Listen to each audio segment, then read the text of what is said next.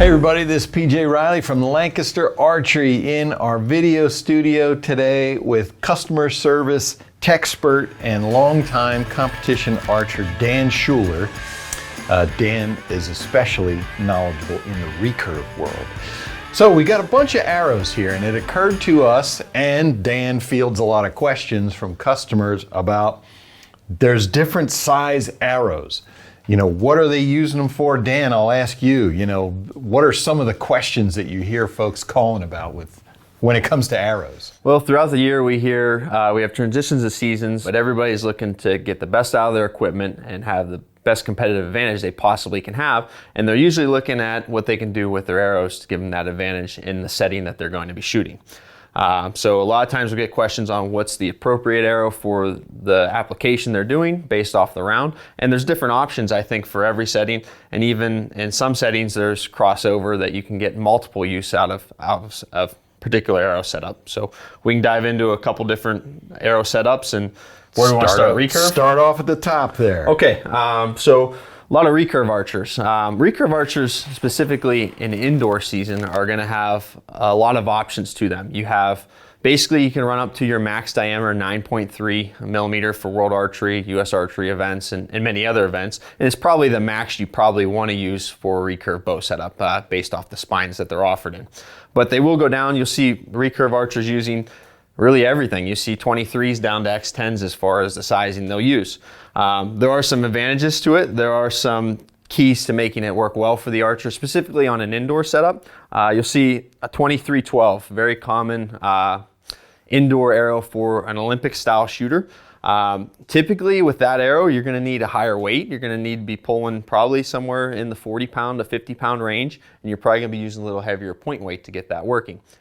A lot of times everyone sees that and says, wow, I'd really like to have that line cutter arrow on the recurve setup, but you might be pulling 35 pounds. In that case, it's going to be really challenging to get this 23 arrow one tuned and then shooting accurately for the setup. So you may need to go to a smaller diameter arrow. The aluminum shafts are offered in various spines, but the main thing you probably want to focus on for a recurve shooter is getting the right spine for the setup. That's going to allow you to be accurate. So you got to have that good tune with the bow to be able to perform. And really you'll see some top competing archers shooting the smallest diameter arrows indoors. And I think that has a distinct advantage too, because as a recurve shooter, you might have a lower weight on the bow. Getting that string out of your fingers, particularly as an Olympic style shooter, if you have a heavy arrow with a heavy point weight, it can be hard letting go of that string, or different letting go of that string. And so you'll see a lot of archers just utilizing an outdoor arrow all year round. They'll shoot. And another thing that plays into as you go into outdoor season, there's no transition period. The bow feels exactly the same. So you run up to, you have your end of the tournament season March for indoors, and then you go right into outside April, and you're set to go. You already have that feel for the bow. You're just transitioning to getting used to shooting the distance side of it. So X10s, parallel pros, 166 arrows in general are always going to be a great option for your Olympic style shooter. You can see those. Typically you'll see them with the Mylar style spin wing type vanes, spider vanes, XS wings. Those are what you're going to see people using for fletching on them. You also see the aluminum shafts, and that's going to be really important to just make sure with that you're trying to find something that's going to accommodate the size of the arrow that you need, the spine size of the arrow. And that's what our customer service team is here for, is to help you determine what size arrow is going to work best for you and point weight combination. Then you go all the way up to the 23s, and you'll see those aluminum arrows. You see XS wings. You'll see just about any kind of fletching on them, as far as a feather, Mylar style vane, or a soft plastic vane. Usually you don't want a hard, stiff vane on a recurve setup, just for clearance issues. It's going to run through Olympic style setups. All right, so Dan, coming down to the backside here, we've got some compound typical arrows here. I've got the X10 Pro Tour, and this is one, that folks shoot, at the 50-meter tournaments, outdoors, USA Archery, World Archery, they're commonly shooting these arrows here. Obviously, we're mainly concerned with aerodynamics because it's going 50 meters. Small little vanes here. I've got a break-off point. Right now I have it at 120 grains, so not super heavy, but just this is designed to steer it especially in the wind. Correct. And then coming back, we've got a series of arrows here, carbon arrows I have here. I've got a 23 diameter, 25 diameter, and a 27 diameter. Since we're in indoor season, we'll talk about this one. This is the most common one we're going to see, indoor compound, 27 diameter, because it is the largest that you can use in everything that's not USA Archery or World Archery. So the Vegas shoot, our Lancaster Archery Classic, a lot of club shoots, they allow up to 27/64 is the diameter of this. And obviously we want that, Dan, because we're going to cut lots of lines. That's the one you're going to catch the most lines with. And so this is a big arrow. So what folks can encounter with these is they can encounter tuning issues or steering issues. So you're often going to see these with big vanes or big feathers on them in a harsh helical. You're only shooting 18 meters or 20 yards. Trying to stabilize it quickly. Yeah, so it's not going far. You're stabilizing it fast. So you're going to see big fletchings on there. And then point weight, you know, I've been following a bunch of target archers. Those seem to be all over the map. I've seen folks who like 150 grain all the way up to 300 grains. It seems like 250 is about like one of the more common ones that I see. I think I have 200 grains in here. But yeah, it's just to get that point, you know, pulling the arrow exactly where you want it to go. Precision archery, indoors, you know, we're shooting for, in Vegas, the X ring, the Lancaster Archery Classic, that's the 11 ring. I mean, that's basically, what, a little bit bigger than a quarter? Can't miss it. Very small circle that you're aiming for there. So 27, that's going to be one of the more common indoor arrows. And then actually I'll go to the 23, because this is going to be that 9.3 millimeter or 23/64. This is the arrow max diameter for USA Archery, World Archery. So any of those tournaments, this is the biggest one you're going to be allowed to use. But then same things. Right now I have this set up more as a 3D arrow. You're probably going to see indoors, you're going to see bigger vanes and you're going to see heavier points. I only have 100 grains in here, but you're going to still see that same 200, 250. Probably not 300 with a 23 diameter arrow. But same thing, stabilize it fast, short distance, that's all you're shooting. Heavier point weights. Yeah, and the heavier point weights. But then transitioning to 3D, you know, this is going to be a super popular one for 3D outdoors because it's going to be bigger diameter. The issue with 3D is once you start getting to those bigger diameters, your speed goes down. Also, they're tougher to tune. You might be shooting ASA, you might be shooting out to 50 yards. This thing would not be fun to shoot at 50 yards. So 23s, folks can get the speed and the consistency out of them, especially at, you know, draw weights that are not in the 70-pound range, I'll say. If you're in that 50 to 60-pound range, 23 diameter is going to be a good one. What we're seeing a lot of folks go to is 25 diameter. This is kind of the compromise between, I want a little bit bigger than 23, I can't shoot 27s. 25s we're seeing become super popular. And, you know, same thing. You can see I've got a little bit bigger vane here. I can get the speed out of this, 100 grain point. If you're shooting, I only shoot 60 pounds for 3D. But, you know, some of those folks that are shooting 70, then they can run a heavier point up there. You know, they can get some better overall weight.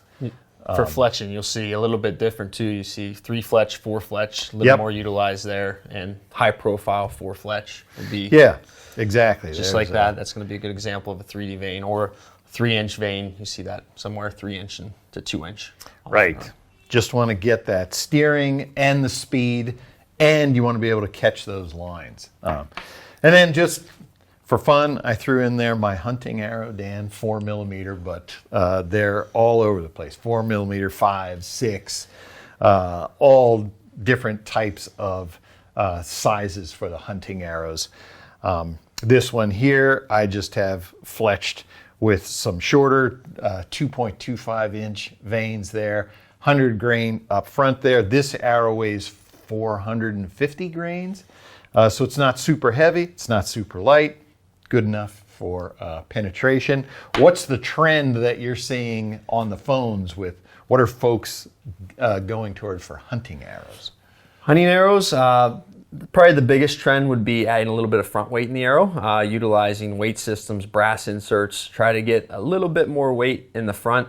Personally, I like the end weight of an arrow to be somewhere around 140, 150 grain with insert and weight combination. I feel that that's usually pretty forgiving and doesn't weigh down the arrow, so you have that big drop past 40 yards when you start stepping back distances. Which I think this one, I believe the Easton 4mm long range match grade, this is a 50 grain insert plus a 100 grain point there. Yeah. Usually pretty forgiving. You get that grouping too. Once you get that extra point weight up at distance, if you can manage it with the setup, you seem to, I find I get a little better grouping at distance with that, and I won't get pushed around as much in the wind. So fletching is always a topic. You see everyone trying something new for fletching. That probably holds true to any type of arrow here. Everyone's going to try to make that difference up with fletching. So with three fletch, four fletch. Usually your idea is to just get something behind that arrow that's going to help steer the broadhead. A lot of times field points are really easy to get to fly. You get fixed blade heads, some mechanicals, they can be a little more finicky. So you just want to make sure you have enough drag on the back of that shaft that's going to steer that arrow, especially when you have the broadhead in a hunting situation. All right, Dan, that's Olympic recurve, compound, bare bow, super popular. Are they going to do the same thing, different things? What's their arrows setup going to look like? Well, bare bow is going to be very unique.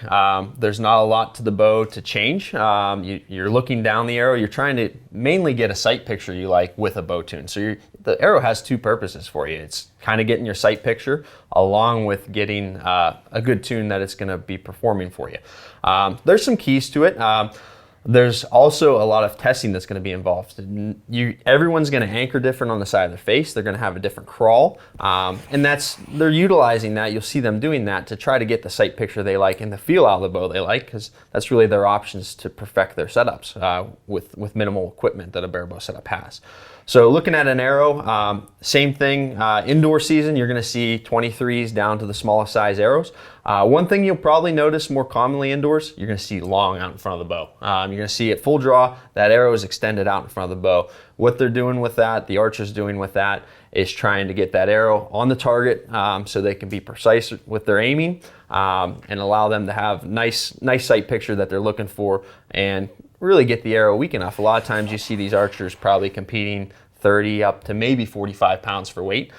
So they may not have the force behind the bow to weaken up the arrow enough that they need the length. So they're using a long length arrow, maybe a slightly heavier spine to accommodate that length. And they're also a lot of times using inserts with screw-in points so they can test their weights to get their sight picture how they want. And you can also use points that have weight systems or weighted points to help bring that in. You basically can go with a couple different setups. You go with a heavy setup with a heavy arrow, and you can probably bring your point pretty close to the center of the target for an indoor setup, or you can go with a lightweight arrow with a longer length and try to bring it in that way. You'll see archers having success both ways. I feel it's probably what you like as far as a crawl and sight picture that's going to work for you. In the end, it's going to take testing, but you're going to see feathers commonly used, soft vanes or spin wing style spider vanes, something like that on the arrow shaft. Outside, I think it's pretty much like Olympic style. You're going to see mostly 1/66 and smaller for distance shooting. Same thing, probably more so your Mylar style vanes than anything else, spin wing spider vanes. They shoot 50 meters Correct. in USA Archery World Archery Competition, so not quite the 70, Yeah. but they also don't have any sights. All right, folks, so that's a rundown of just a couple of arrows that we have here. Obviously, it's much bigger than what we've got on the table, and that's why we have folks like Dan in our customer service team to answer your questions. If you have any questions, whatever they are, about components, about shafts, anything, call these folks and they will walk through the process to figure out what's best for you. You know, we're talking in generalities, but you may have a specific setup. That's what they'll talk to you about. So you want to talk to our customer service experts, call that number that you're seeing on the screen there. You can also communicate with them via chat. Just go onto our website, lancasterarchery.com, and you can go through our chat to speak to some customer service folks that way.